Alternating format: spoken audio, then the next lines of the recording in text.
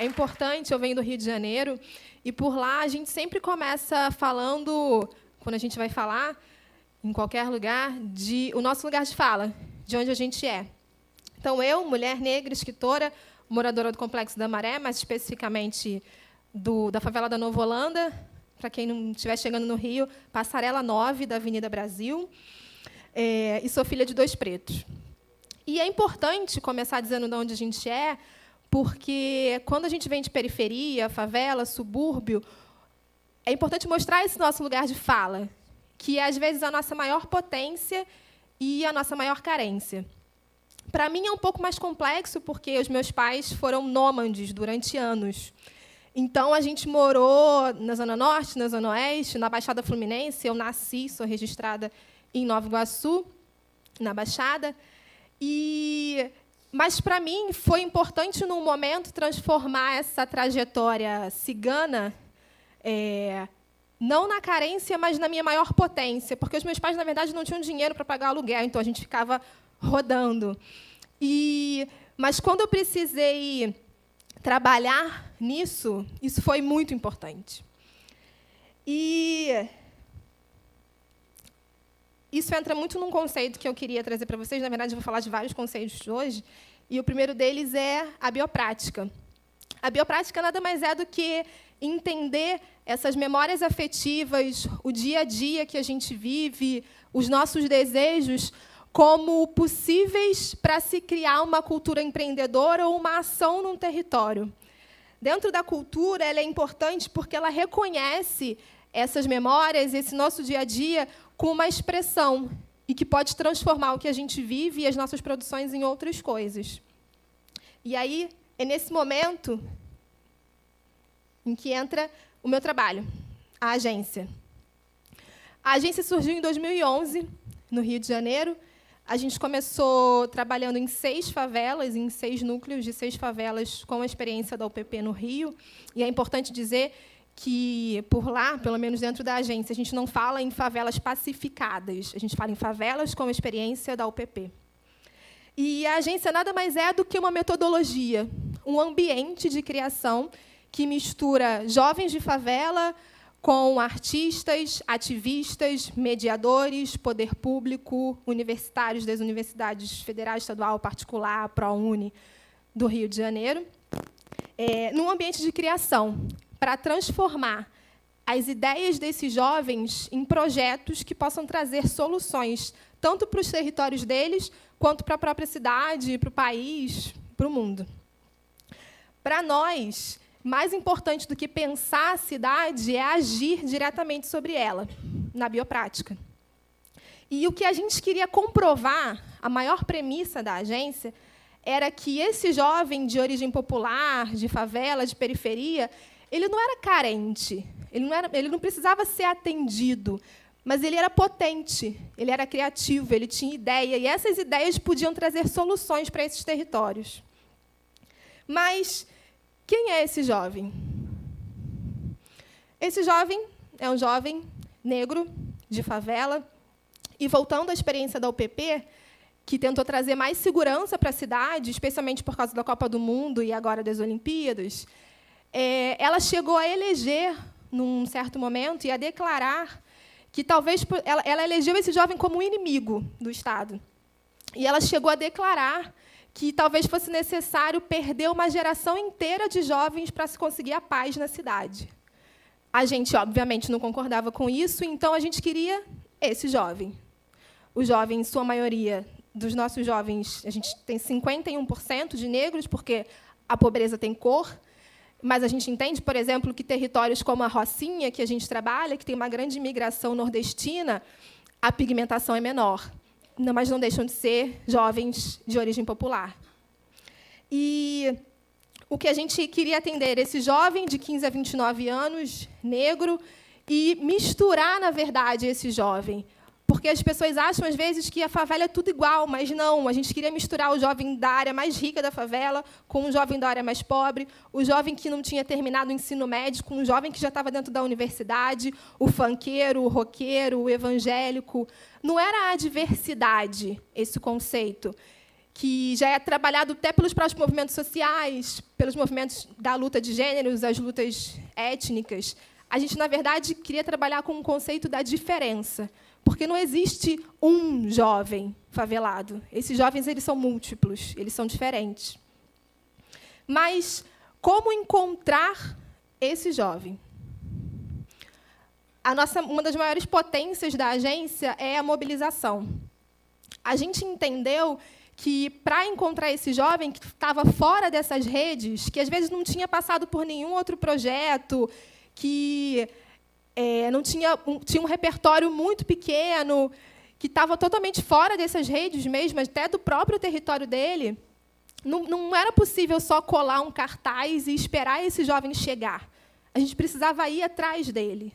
Então, a gente montou caravanas nesses territórios e a gente entendeu também que não era possível ir apenas na escola, nas ONGs que já existiam. A gente precisava estar onde esse jovem, que a gente chama de ordinário, que não é aquele jovem extraordinário, que já dança, que já canta, que já participou de projeto, que já está na universidade. Como a gente queria misturar e chegar nesse jovem ordinário, era preciso chegar até onde ele estava. E esse lugar era a esquina, era a praça, era o X-Tudo, era o mototáxi. Ainda tinha um horário específico, porque a praça, às 5 horas da tarde, a gente entendeu que tinha muito mais jovem do que ao meio-dia. E pensar essas estratégias para chegar nesse jovem. E era importante também manter a audiência. Sabe aqueles programas de domingo, daquela briga Gugu e Faustão, que a gente viveu? Segunda-feira tinha o Ibope dizendo quem tinha ganho. Era isso, era manter esse jovem, mobilizar e manter mobilizado durante 4 meses. Porque, às vezes, a gente chega num território popular com a nossa grande ideia, com o nosso grande projeto, que vai mudar o mundo, que vai mudar a vida daquele jovem, e, às vezes, o jovem não está afim. E ele não é obrigado a estar afim. Então, a gente precisa manter a audiência durante 12 sábados. E a gente conseguiu. Para isso, durante esses 12 sábados, a gente trabalha em cada um deles o que a gente chama de instrumentos. Porque não dava também para chegar num cara de 15 anos e falar: então, você tem uma ideia? Agora, vamos fazer essa ideia virar um projeto? E aí fazer ele criar objetivo, justificativa, público-alvo. Ele nem tinha ideia do que era aquilo. Então, a gente transformou tudo isso, que a gente pensa quando vai criar um projeto, em instrumentos. E esses instrumentos, para que ele tomasse decisões não morais, mas decisões estéticas para a criação. Um outro conceito importante na agência é o conceito de copiar e colar. Porque o mais importante não é de quem você copia, mas do como você cola. E é isso que faz a diferença. Então, eu trouxe todos os instrumentos para vocês, se quiserem copiar e colar. O primeiro deles é a bússola. A bússola da agência tem 4 pontos, como todas as bússolas.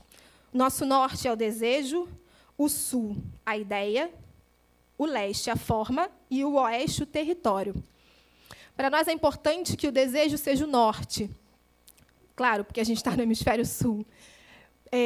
Porque, originalmente, a pergunta que chega nesses territórios ou nesses jovens, voltando aos programas do Gugu, do Faustão, da Xuxa e do Luciano Huck, qual o seu sonho? A gente não. A gente pergunta, qual o seu desejo? Porque o sonho, às vezes, a gente está dormindo. Não, o desejo, a gente está acordado. O segundo instrumento, o inventário. E a gente leva referências, aumenta esse repertório para pensar que o inventário é uma lista que dá visualidade àquilo que a gente está pensando, que está lá no mundo das ideias. Então, o inventário é feito tanto por donas de casa, quando vão fazer uma lista de compras, como por empresas, quando uma pessoa morre, e por artistas.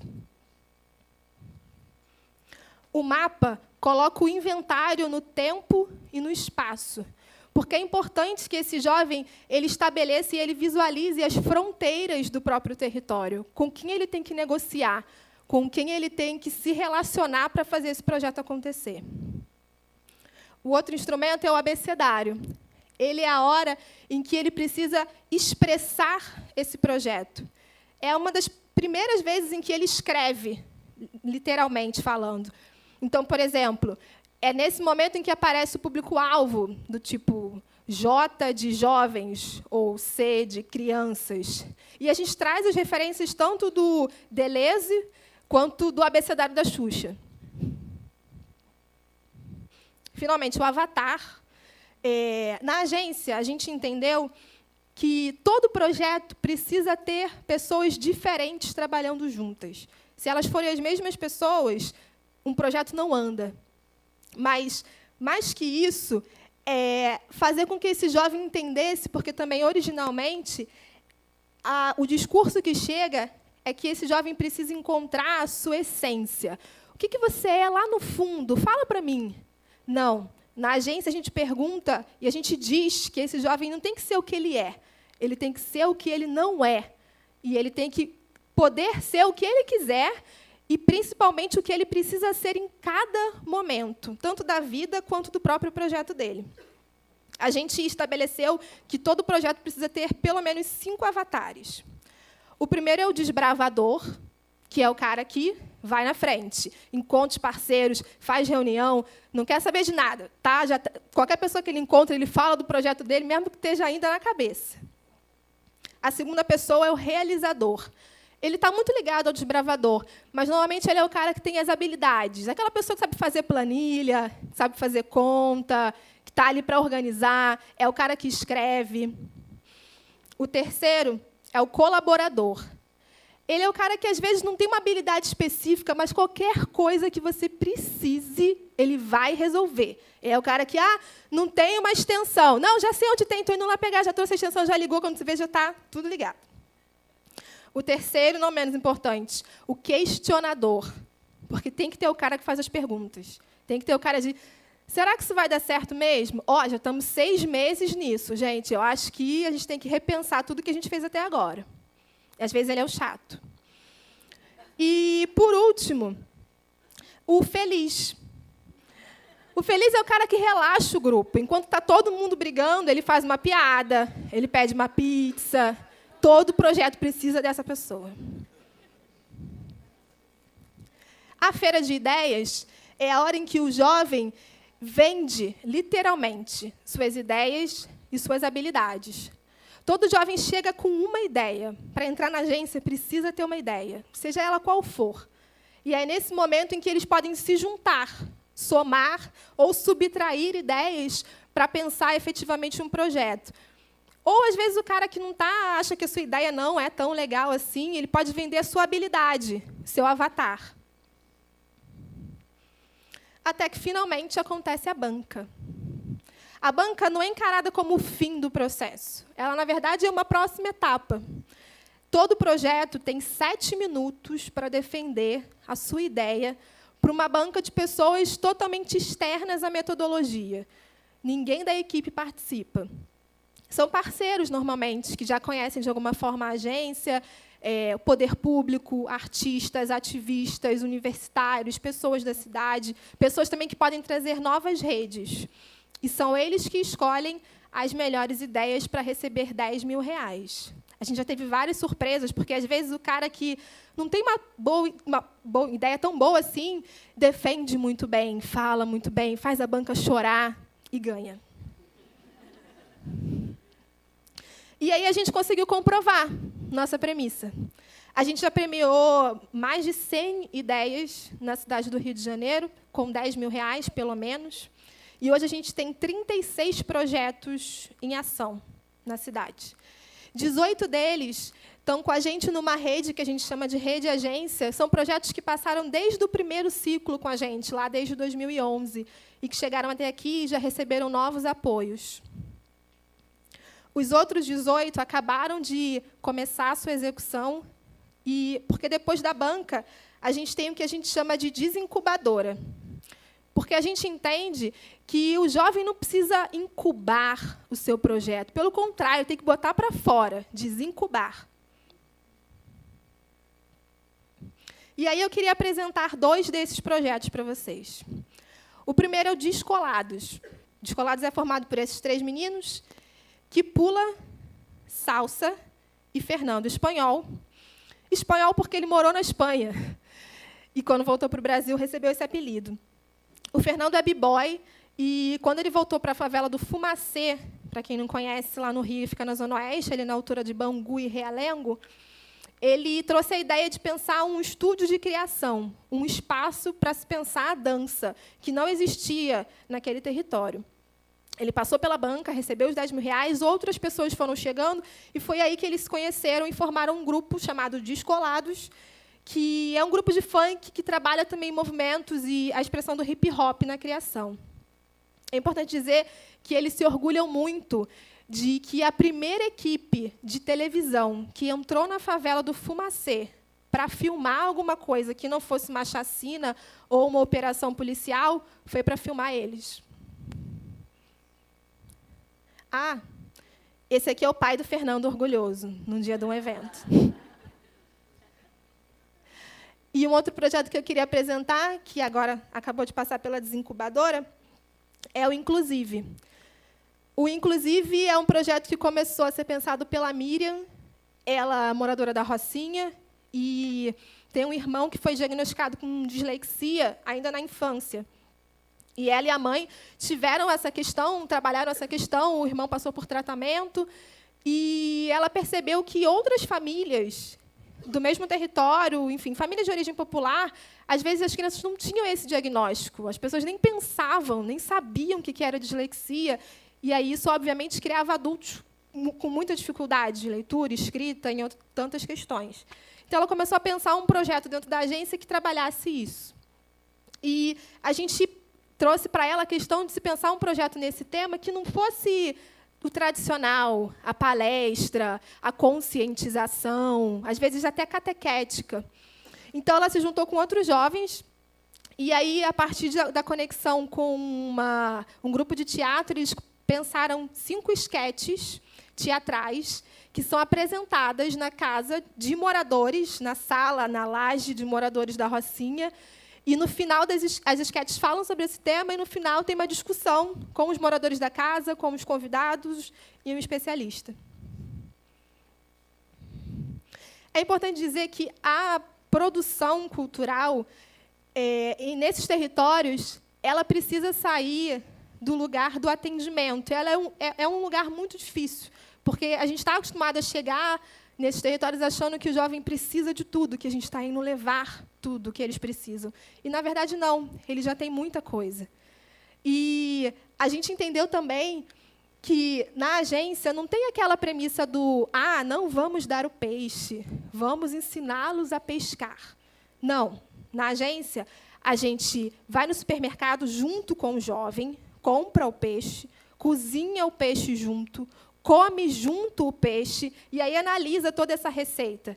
Depois de um tempo, o jovem já consegue ir no mercado sozinho, fazer o peixe sozinho, e aí traz o peixe para a gente provar, comer junto.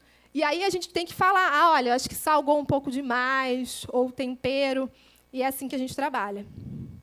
Mesmo depois desses quase 6 anos de agência, o que eu mais me impressionei foi que o que eu descobri de uma forma muito difícil, foi que, para o jovem conseguir tudo isso, todo esse processo, e esses quase 1.000 jovens que a gente já atendeu, primeiramente, ele precisa estar vivo. O Brasil é o lugar onde mais se mata no mundo.